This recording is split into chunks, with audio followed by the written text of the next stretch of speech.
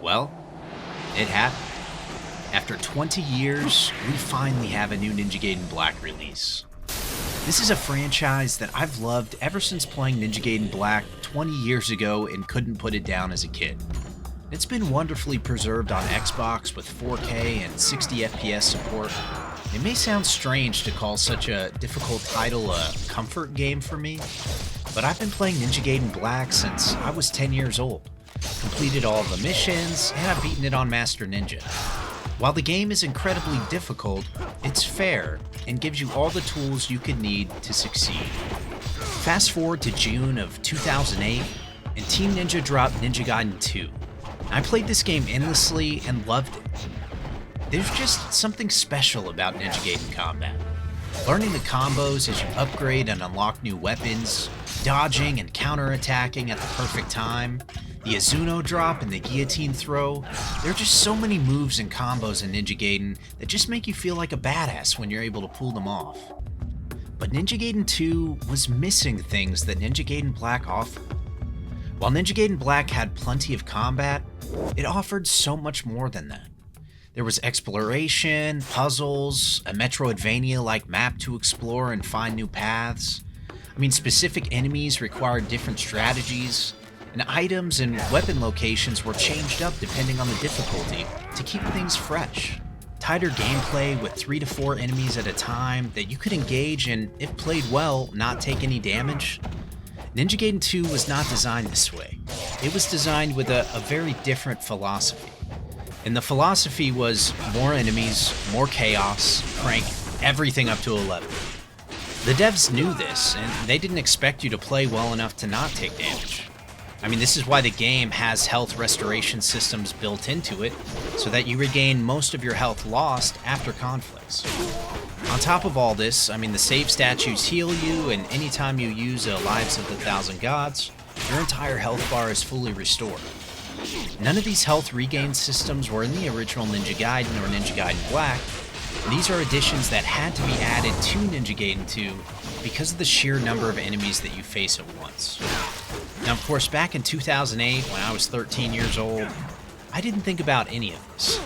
I loved the new weapons added, the new dismemberment system, the obliteration techniques, but there were plenty of times that I was frustrated playing the game due to poorly designed enemy encounters.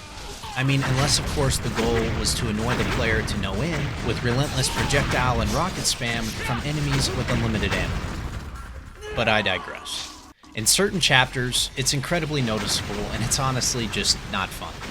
The enemies themselves aren't even really hard to kill, but when there's a lot of them intentionally stationed in areas that are hard to reach, while you're having to engage with other melee targets, it doesn't really create a very rewarding system to engage with. In almost every combat encounter in Ninja Gaiden Black, you felt a sense of accomplishment after dealing with incredibly difficult but mostly fair foes. While this feeling still absolutely exists in Ninja Gaiden 2, there are a handful of times where it doesn't, and the game devs sacrifice consistent mechanics for sheer chaos.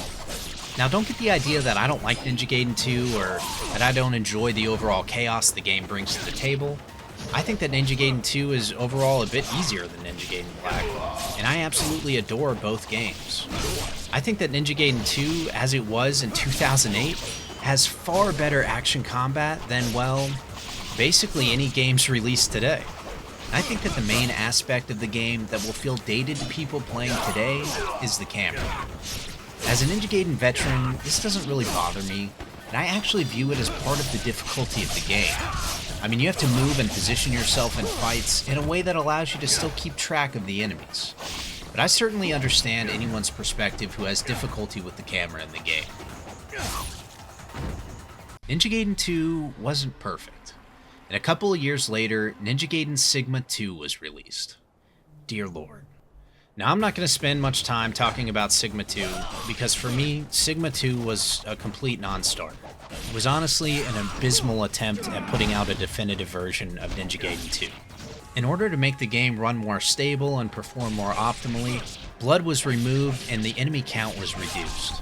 To make up for this, enemy health was increased, but they essentially made Essence useless, added some weapons, but took away the windmill and incendiary shurikens, as well as the Gatling spear gun and just all of the underwater combat.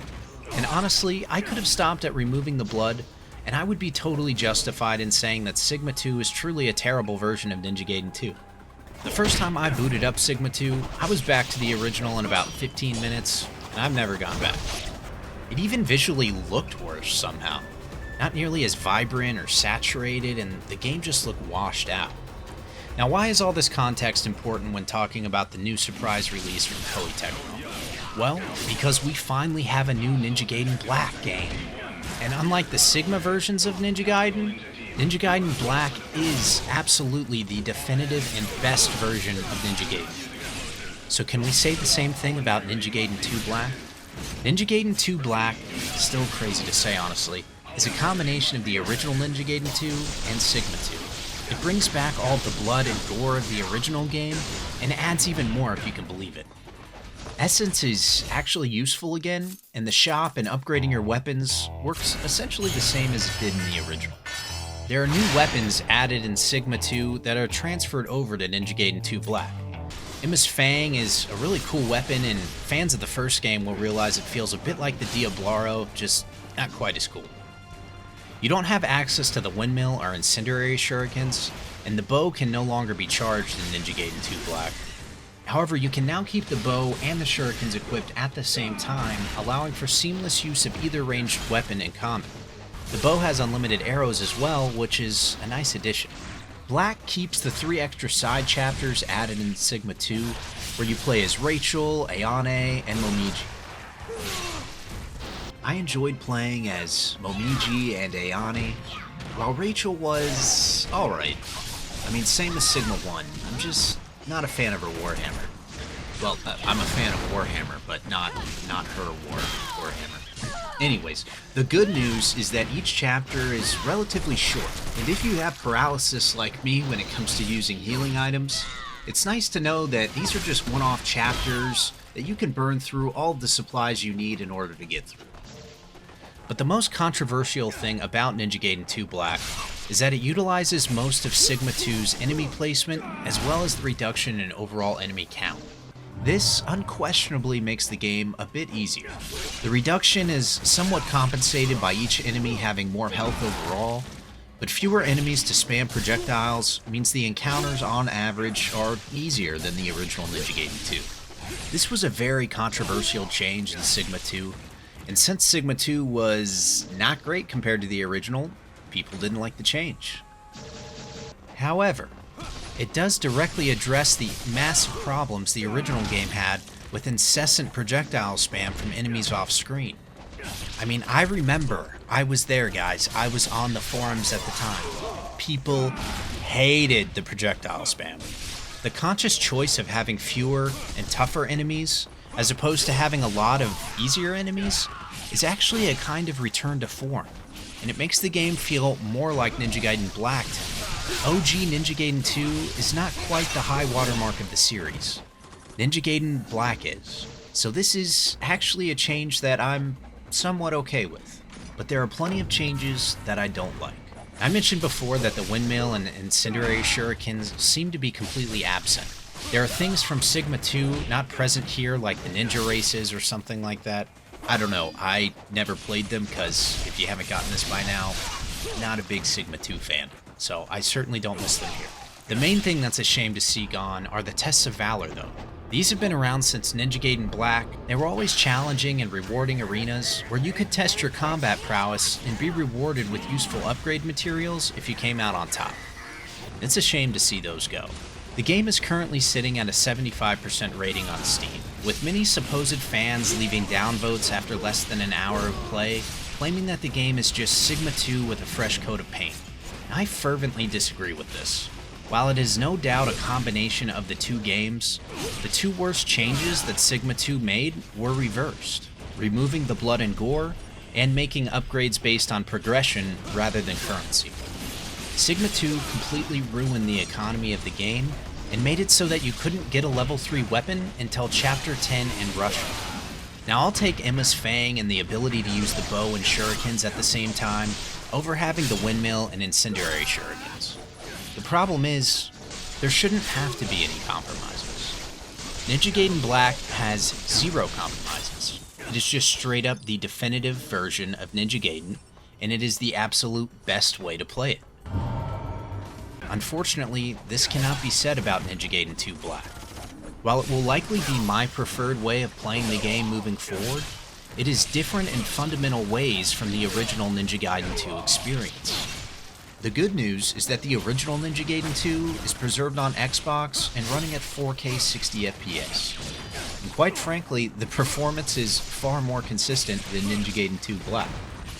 Koei Tecmo decided to bring back Ninja Gaiden with Unreal Engine 5, but unfortunately, UE5 has been nothing but problematic this generation. It's an exception if a game makes it out of the oven running well on UE5, not the rule. That honestly brings me to the most disappointing thing for me about Ninja Gaiden 2 Black, and that's the performance. This is a heavy game, and all of the machine learning AI upscalers in the world can't fix inconsistent frame pacing. I've never had 100 plus FPS feel so choppy. I've also had various screen flickering issues that seem to be tied to DLSS. Considering the Xbox Game Pass version of the game didn't even support DLSS at launch, I think Ninja Gaiden 2 Black was rushed out the door, and it shows. I love that Ninja Gaiden 2 Black was surprise released. I love it when game developers do this, I loved it with Hi-Fi Rush, and I love it now. And Ninja Gaiden is such an incredibly and important series to me. I mean, these were the Souls games before Souls.